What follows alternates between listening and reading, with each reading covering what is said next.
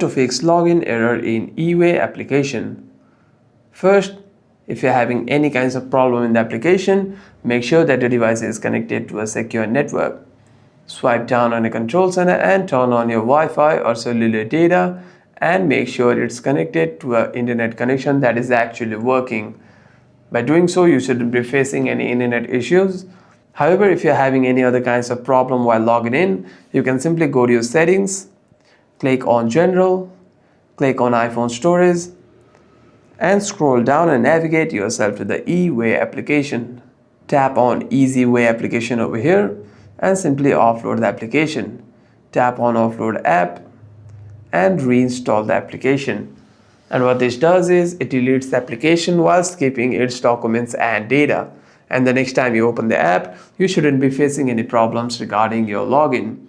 However, if you're having any other kinds of problem with the application, you can simply restart your device once and open the app. Hope this video is helpful, and if you have any further questions, feel free to leave a comment down below.